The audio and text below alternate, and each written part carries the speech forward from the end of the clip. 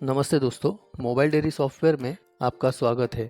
तो अभी हम देखने वाले हैं मोबाइल डेयरी सॉफ्टवेयर में पशु आहार की खरीदी और बिक्री हम किस प्रकार कर सकते हैं और पशु आहार की 10 दिन के भुगतान में से कटौती हम किस प्रकार कर सकते हैं। तो एप्लीकेशन के मेन पेज पे आने के बाद हमें पशु आहार इस ऑप्शन में आना है। उसके बाद हमें 3 डॉट पे क्लिक करना है। तो शुरुआती तौर पे हमें 2 ऑप्शन यहाँ पे दिखाई देता है, जैसे कि पशु आहार स्टॉक और पशु आहार डीलर। तो सबसे पहले हमें पशु आहार डीलर ऐड करना होता है, जिनसे हम पशु आहार की खरीदी करते हैं। तो हमें 3 डॉट पे क्लिक करने के बाद में पशु आहार डीलर इस ऑप्शन पे क्लिक करना है। उसके बाद प्लस के बटन पे क्लिक करना है। तो प्लस के बटन पे क्लिक करने के बाद में हमें यहाँ पे पशु आहार डीलर को एक कोड देना होता है और उनकी सारी जानकारी यहाँ पे डालनी होती है। जैसे कि मैं एक पशु आहार डीलर को 1 नंबर कोड देने वाला हूँ। उसके बाद में उनका जो नाम रहेगा वो नाम हमें यहाँ पे डालना होता है। जैसे कि मैं उदाहरण के तौर पे यहाँ पे MD सपोर्ट डालने वाला हूँ। उसके बाद में पशु आहार डीलर का मोबाइल नंबर हमें यहाँ पे डालना होता है।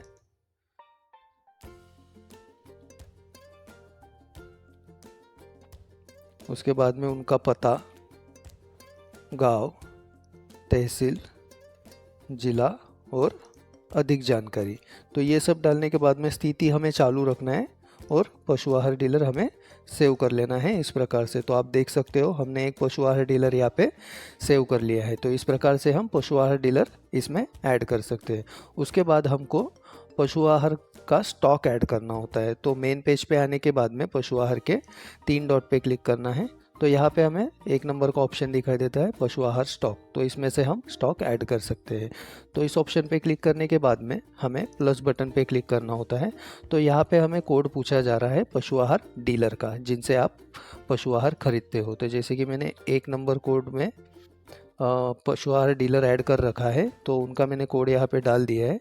तो इस प्रकार से हमें यहाँ पे कोड डालना होता है। तो कोड डालने के बाद में नाम चयन करने के लिए टैप करें, इस ऑप्शन पे हमें क्लिक करना है। तो इस ऑप्शन पे क्लिक करने के बाद में हमें 2 ऑप्शन ऊपर दिखाई देता है, मेरे उत्पाद और सभी उत्पाद।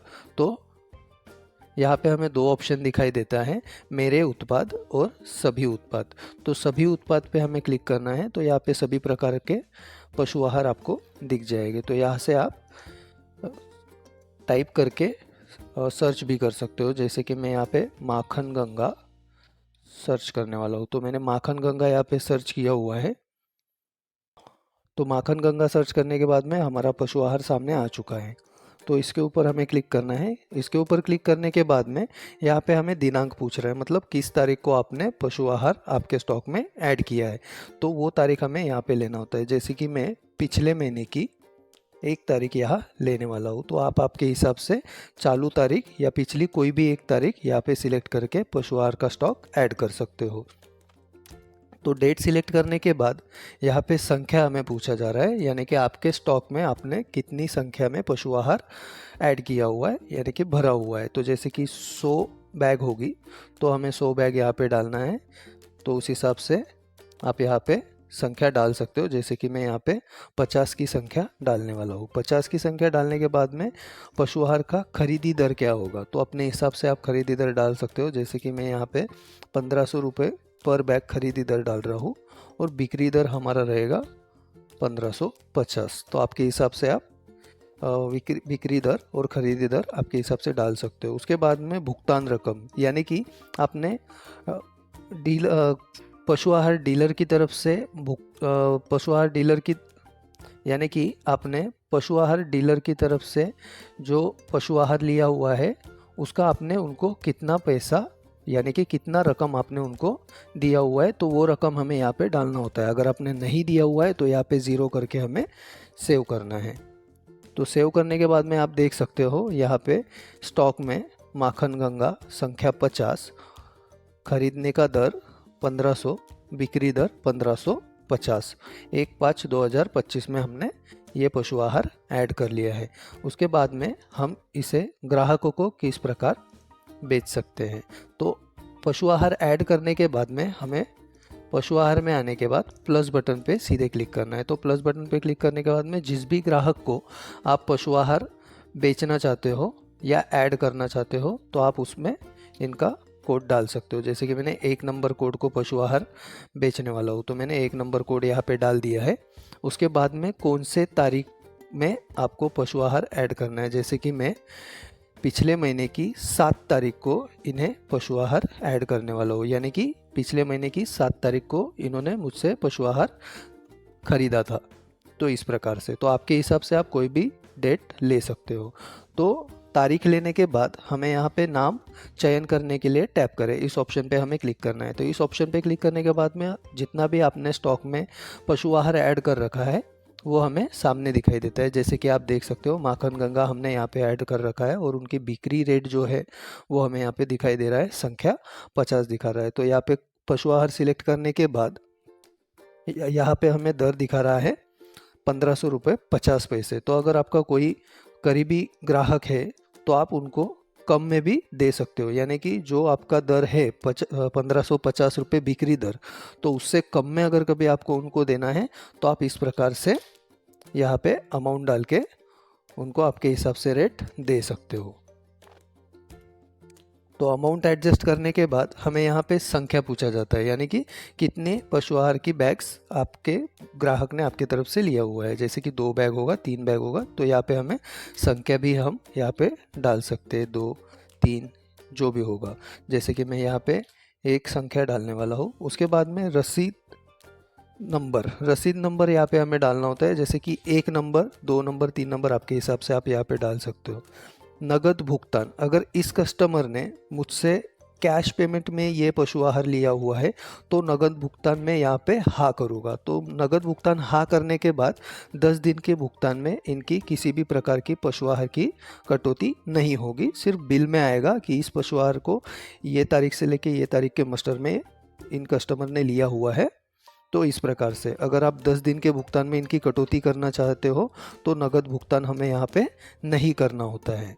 तो नहीं करने के बाद में अभी मैं ये जो भुगतान, मतलब ये जो पशु आहार है, ये मैं 10 दिन के भुगतान में कटौती करने वाला हूँ। तो मैंने यहाँ पे नगद भुगतान नहीं किया हुआ है। नहीं करने के बाद में हमें इसको सेव करना है।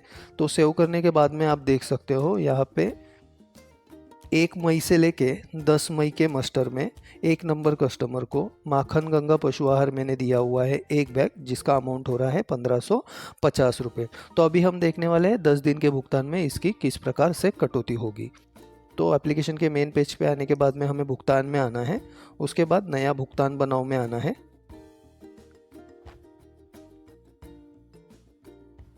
तो नया भुगतान बनाओ में आने के बाद में आप देख सकते हो यहाँ पे 1 मई से लेके 10 मई का उस कस्टमर का भुगतान हमें दिखाई दे रहा है। तो भुगतान ओपन करने के बाद आप यहाँ पे देख सकते हो दूध का उनका रकम हुआ है 22,555 रुपये 75 पैसे और हमने पशु आहार उनको दिया हुआ है 7 तारीख को 1550 रुपये की संख्या 1 बैग।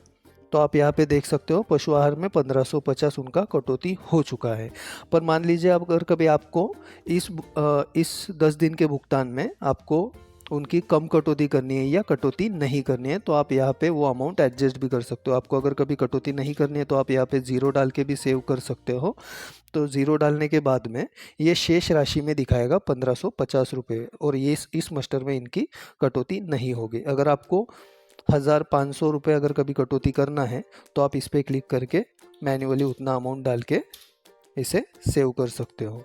तो आप यहाँ पे देख सकते हो मैं 1000 रुपये इनके इस मस्टर में कटौती करने वाला हूँ और 550 रुपये इनके पास शेष बाकी है, यानी कि ये जो 550 रुपये है ये अगले मस्टर में ऑटोमेटिकली कटौती हो जाएगी। तो अभी मैं ये भुगतान सेव करने वाला हूँ। तो सेव करने के बाद में हम देख सकते हैं अगले मस्टर में 550 रुपये इनके किस प्रकार आएंगे। तो नया भुगतान बनाओ में रिफ्रेश बटन पे क्लिक करने के बाद हमें यहाँ पे नया भुगतान दिखाई देगा।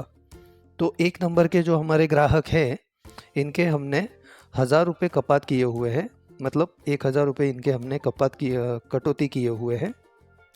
तो यहाँ पे आप देख सकते हो जो पिछला 550 बकाया शेष बाकी था वो अगले मस्टर में यानी कि 11 से 20 के मस्टर में यहाँ पे कटौती हो चुका है। तो इस प्रकार से मोबाइल डेयरी सॉफ्टवेयर में आप पशु आहार की खरीदी, बिक्री और कटौती कर सकते हो। उसी प्रकार हम पशु आहार में कैश पेमेंट किस प्रकार से ग्राहक की जमा कर सकते हैं। तो पशु आहार में आने के बाद हमें 3 डॉट पे क्लिक करने के बाद यहाँ पे सभी प्रकार के ऑप्शंस दिखाई देते हैं, जैसे कि पशु आहार डीलर भुगतान, जैसे कि डीलर भुगतान। तो डीलर भुगतान पे हमें क्लिक करने के बाद में जिस भी डीलर से हमने जितना भी पशु आहार लिया हुआ है उसका अमाउंट हमें यहाँ पे दिखाई देता है कि कितना पशु आहार का अमाउंट इस डीलर का हमारे पास बाकी है। तो भुगतान रकम, इसके ऊपर क्लिक करने के बाद हम यहाँ पे रकम जमा कर सकते हैं, जैसे कि ये जो हमारे डीलर है इनका 75,000 हमारे पास बाकी है पिछले भुगतान का। जैसे कि आप यहाँ पे देख सकते हो 1/5/2025 में हमने 50 माखन गंगा की बैग इनसे ली है। 1500 रुपये के हिसाब से 75,000 यहाँ पे हो रहा है। और भुगतान राशि पे क्लिक करने के बाद हमें अगर कभी इनको 5,000 रुपये चुकाना है तो यहाँ पे भुगतान रकम 5,000 डाल के टिप्पणी कैश या फ़ोन पे जैसे भी आपने उनको भुगतान किया होगा तो उस प्रकार से टिप्पणी डालना है। टिप्पणी डालने के बाद में हमें इसे सेव करना है। तो अभी आप देख सकते हो जो हमने 1/5/2025 में इस डीलर से पशु आहार खरीदी किया हुआ था उनका 75,000 हमारे पास बाकी था, जिसमें से 5,000 हमने इनको दे दिया है और टोटल शेष यहाँ पे दिखा रहा है 70,000। तो इस प्रकार से आप पशु आहार डीलर जो भी जिनसे भी आप पशु आहार लेते हो उनका पेमेंट मैनेजमेंट इसमें से कर सकते हो। उसी प्रकार यहाँ पे हमें पशु आहार भुगतान रजिस्टर दिखा रहा है। तो इस ऑप्शन पे क्लिक करके आप जितने भी आपके कस्टमर हैं उनका कितना कितना पशु आहार का कितना रकम बाकी है वो हमें यहाँ पे दिखाई देता है। जैसे कि किसी कस्टमर ने आपको चालू मस्टर में आने के बाद कुछ पैसे पशु आहार के जो पिछले मस्टर के उनके बकाया बाकी थे वो अगर आपको कैश में देते हैं तो आप यहाँ से वो जमा कर सकते हो। जैसे कि 12 नंबर कस्टमर, इनके 2,500 रुपये बाकी है। तो अगर कभी ये कस्टमर मेरे को आके इस अमाउंट की कैश देते हैं तो मेरे को यहाँ पे पशु आहार भुगतान रजिस्टर में आने के बाद में इस कस्टमर को क्लिक करना होता है। क्लिक करने के बाद में यहाँ पे राशि प्राप्त पे क्लिक करना है। राशि प्राप्त पे क्लिक करने के बाद हमें यहाँ पे डेट दिखाई देता है। तो डेट हम अपने हिसाब से सेट कर सकते हैं, जैसे कि मैं 11 तारीख यहाँ पे सेट करने वाला हूँ। उसके बाद यहाँ पे प्राप्त किया और दिया ऑप्शन दिखा रहा है। तो प्राप्त किया पे हमें क्लिक करना है। यहाँ पे हमें अमाउंट डालना है जितने भी उन्होंने हमको कैश दिया हुआ है उतना अमाउंट डाल के यहाँ पे टिप्पणी डालना है, फ़ोन पे या कैश जैसे भी आपने लिए होंगे। तो इस प्रकार से इसे सेव करना है। तो जो 2,500 रुपये इनका बकाया बाकी था ये कैश में अभी जमा हो चुका है। इसका मतलब ये 10 दिन के भुगतान में नहीं दिखाएगा। तो इस प्रकार से आप मोबाइल डेयरी सॉफ्टवेयर में पशु आहार की खरीदी, बिक्री और डीलर पेमेंट मैनेजमेंट और पेमेंट रजिस्टर यानी कि भुगतान रजिस्टर का मैनेजमेंट कर सकते हो। धन्यवाद। मोबाइल डेयरी सॉफ्टवेयर डाउनलोड करने के लिए आपको वीडियो के डिस्क्रिप्शन में जाना है। डिस्क्रिप्शन में जाने के बाद में आपको एक लिंक दिखाई देगा, उस लिंक पे क्लिक करके आप मोबाइल डेयरी सॉफ्टवेयर डाउनलोड कर सकते हो। धन्यवाद।